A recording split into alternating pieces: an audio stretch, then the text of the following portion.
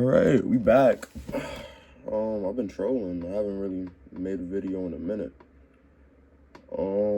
Today we're gonna talk about who's the best Spider-Man, and when I mean the best, we're gonna talk about who's the most powerful, who I think has the best feats. We're gonna take into accommodation their movies too, even though that could be pretty objective, but yeah. I'm trying my best not to be biased, recency bias, nostalgic biasness, and then just bias as a whole. But I want to talk about Andrew Spider-Man first. I feel like he's probably the most underrated in terms of just pure Spider-Man. And what I mean by that is his suit, pretty comic book accurate, pretty good. I think he also brings into a part of Spider-Man that we're not used to seeing. We're not used to seeing Spider-Man be kind of cool, and even though in the first movie he did get like beat up by like Flash in like the first 15 minutes, but like it wasn't beat up in the sense of like, oh, he was a nerd. He got beat up because he stood up for somebody. So I could see Peter Parker doing, like, I'm pretty sure that's happened in the comics, but you know, him also skateboarding in the school, stuff like that. He actually did get the girl, so you know, it was a different term of like Spider-Man not being a loser in a sense. And some people don't like that. I realize, like, some people always said that Andrew was too cool to be Spider-Man, which I felt like it's, I mean, I guess that's a criticism, but at the same time, Peter in the comics, especially in the originals, like, he knew he was that guy when it, like, if he was smarter than you, he let you know about it. So that's not nothing new, him being, I guess, cool in a sense. But I guess more people, when they think of Peter Parker, they think of him being a nerd. But now in terms of the actual movies themselves, the Amazing Spider-Man movies, the first one was not bad. I think people just say those movies are bad just to say they're bad. At least for the first one. The first one was pretty decent. I would say my biggest criticism of it is just the I guess Dr. Connor's motivation for being a villain. Like, him trying to turn everybody into lizards at the end of the movie, just, I don't know, I feel like that could have been a little bit better. But Spider-Man, also, like, his, I guess, him getting the powers, his origin story, it's not too bad. Like, I like the way that they did it. Of course, the relationship with he had with Gwen Stacy's pops, I felt like was pretty good. Like, I like that little dynamic, him finding out at the end that Peter was Spider-Man. That discussion or that argument that they had at the table with them going back and forth, like, or some Peter stood on business. Like, he was like, nah, he's not a criminal. Like, he's doing what the police can't do. And then him and her dad arguing. Like, I like that a lot. Like, you know, it was different. It was definitely a good film in a sense. Now, the final fight was pretty good too. Also, I would say Andrew probably moves the most like a spider and fights most like a spider out of the three, at least from what I've seen. Like, I've seen the most recent Spider-Man movie, Brand New Day. I'll get to that when I talk about Tom, but I feel like Andrew, he fights like a spider, like, especially that scene in the high school where he's fighting Lizard, like, he's climbing on his back, webbing him up, like, he fights like a spider. So that, the web swinging, pretty good. So Andrew's first movie, I would give it a solid 7, maybe 7.5 out of 10. Not a bad film. I feel like his feats, at least with terms of the Lizard, like, you know, definitely a formidable Spider-Man foe, but nobody too dangerous, not too, like, respectable. It's respectable. So not gonna take that away from him. Now, getting into his second movie, The Amazing Spider-Man 2. I'm not gonna lie, that was a movie, like, I really liked as a kid. Like, as a kid, I loved all the action. I like Electro's origin story, him kind of being like a loser, like him like wanting that validation from Spider-Man. For some reason, I like that a lot. I don't know why, but I just liked it a lot as a kid. So I like that, especially that scene with him with the blueprints, and he was like, "Oh, Spider-Man, you need me?" Like, I like that a lot. But again, also kind of with the Lizard, like, his motivation for being evil. Like, I understand there was that scene in like Times Square where, like, or after Electro got his powers, right? He went downtown, tried to get some electricity, do whatever, and then I guess when Spider-Man tried to save everybody or whatever had happened, that ended up making Electro mad and felt like Spider-Man betrayed him, tried to embarrass him, and that was his motivation for being evil. It's just like, I guess maybe if they made it more evident that like he had a mental illness, it could have worked a little bit better. But just a grown man getting upset that Spider-Man got the spotlight for something like that, it just seemed a little unrealistic. But I'm not gonna complain. Like, I do feel like it was pretty good. Like, at least like that part. And now, of course, that's a movie that gets a lot of criticism because they feel like there's so many subplots in the movie, so many, like, because then we have the Green Goblin reveal. Also, they give us the origin story of Peter's parents, who it was all over the place. And then they introduced Harry as the Green Goblin at the end. And I will say that's probably like the way they set it up. Like, we were gonna get a Sinister Six. I feel like we deserved a Spider-Man 3, but Amazing Spider-Man 2 was another decent film. Like, definitely like a kid, if you just like action, like it has a lot of that. Like, I wish we would have got to see the last fight between Rhino and Spider-Man. Like, I feel like the way they set it up would have been pretty good. But Amazing Spider-Man 2 again, and I'm not someone who just wants to say, uses the same criticisms that everybody uses. This is how I feel. Like, I feel like that's kind of corny. You read something in an Instagram comment, now you're talking about it. Like, nah, how do you feel about the movie? So, Amazing Spider-Man 2, not the worst movie in the world. Again, the suit in the Amazing Spider-Man 2 was really good too. Like, I would say it was better than the first Amazing Spider-Man movie, even though I really liked the first one too, because I have the action figures of it when I was a kid. So I definitely liked the first Spider-Man suit, Amazing Spider-Man suit, because with like the gold eyes, like it was different. But the second one was very comic book accurate, very cool. So yeah, but a lot of subplots, and of course Gwen Stacy dying, like it really put you in a perspective of, yo, this is Spider-Man's life is tough. Like, it's really tough, and I feel like we see that a lot, or a lot of people want to see Spider-Man struggle, which I don't know how I feel about that. Like, it's just like I feel like there's so much more to Spider-Man than him just being a broke college student. So, but yeah, the only thing I really didn't like is like this whole origin story with his parents. Like, it just seemed out of place. Like, I don't know.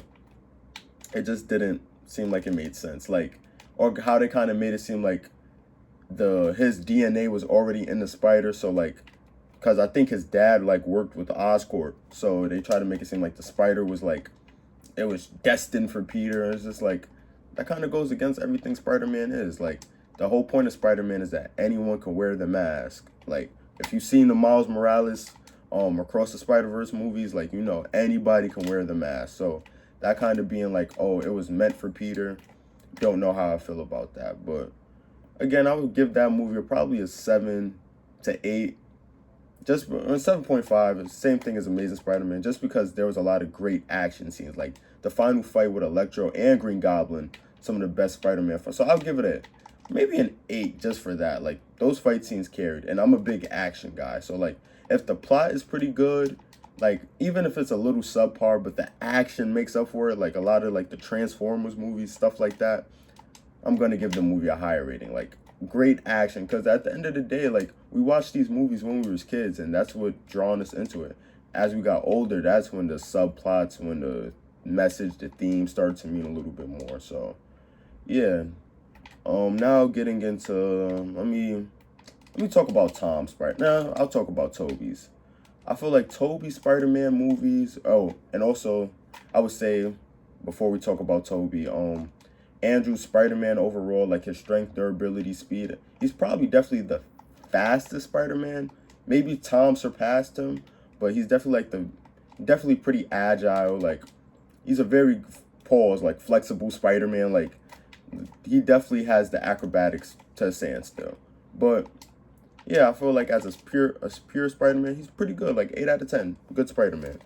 Now getting into Tobey Spider-Man, the OG. Now, I will say, I feel like, no bias, but I love Tobey's movies the best. I feel like he doesn't have, like, all his movies, you can make a case for them being 10 out of 10.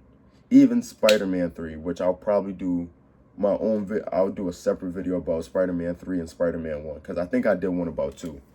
But yeah, I feel like Tobey's 3, his trilogy, was some of the best cinema I've ever seen. Like, I can't even lie. Like, I'm not even trying to glaze, but like, Spider-Man 1, where do we start? Starts off with him having to chase a bus. Pure, like, that's Peter Parker having to chase a bus. And then as soon as he gets on that bus, a nerdy girl who's in the same boat as him says, oh, you can't sit here. Like, that's wild. Like, who are you? Like, she was just as nerdy as him. But, yeah, the way he gets his origins. Now, one thing I will say about something that I feel like Tobey has on the other Spider-Man, he did find his uncle's killer. And yes, you know, Spider-Man all about responsibility, not being vengeful. But you got to understand, Peter or Tobey in this universe, he entered some wrestling event and then to win some money to buy a car for Mary Jane. You know how crazy that is?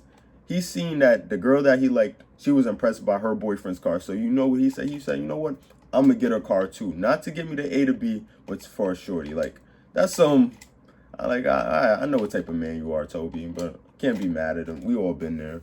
But he enters a wrestling match after he gets his powers, and then whatever happens, he doesn't get the money that he was supposed to get like 3,000, but the dude only gave him like 100. Cool. The dude that was supposed to pay Tobey ends up getting robbed. Tobey, he's put in a position where he can stop the robber, doesn't. That same dude ends up killing his uncle. Tobey sees his uncle's dead body on the floor, right? Because, you know, he leaves the place, whatever, because he was supposed to be at the library and his uncle was waiting for him. He chases the dude, right? He chases him like this. He hasn't even been Spider-Man yet. Like, he's not Spider-Man yet. And he has his powers, but like, he doesn't have his mask. He doesn't have the suit. Like, he literally chases the dude that killed his uncle in a red ski mask. Like, straight after, like, 15 minutes, like, the dude ended up dying. Tobey didn't kill him, but, you know, he made a move. He ended up falling back. We all seen the movie.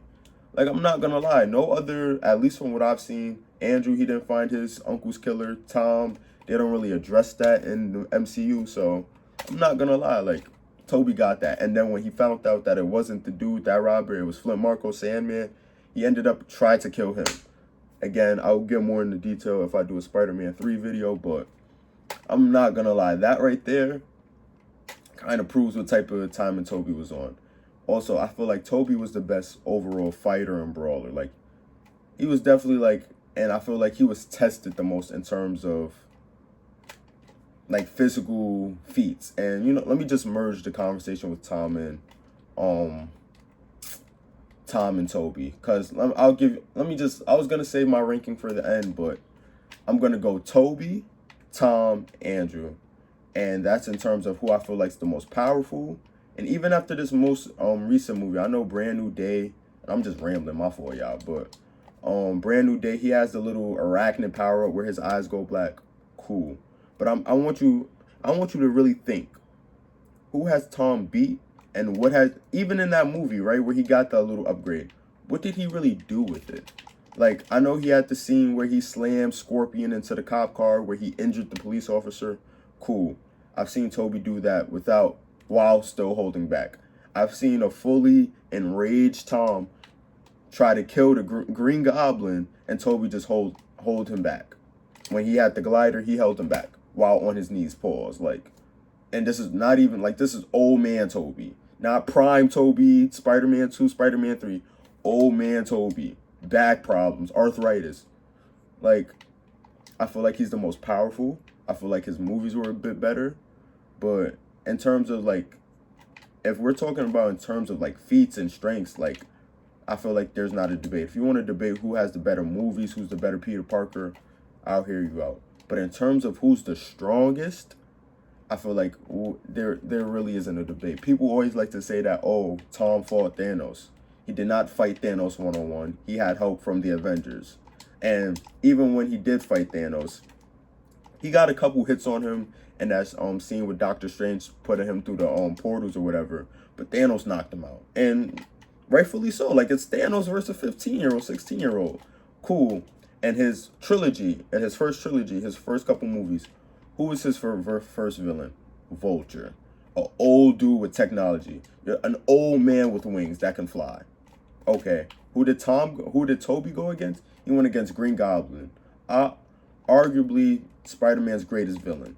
And I say arguably only because like someone like Venom, Carnage, and maybe Doctor Octopus. And Doctor Octopus challenges him more mentally versus like physically. But still, Green Goblin, he's he's not arguably, undeniably top three, top two Spider-Man villain. And that's who he had to go against fresh out of high school and packed him up. He beat him up so bad that he was just begging him to stop. Like he said, Peter, stop, when he found out that Spider-Man was Peter.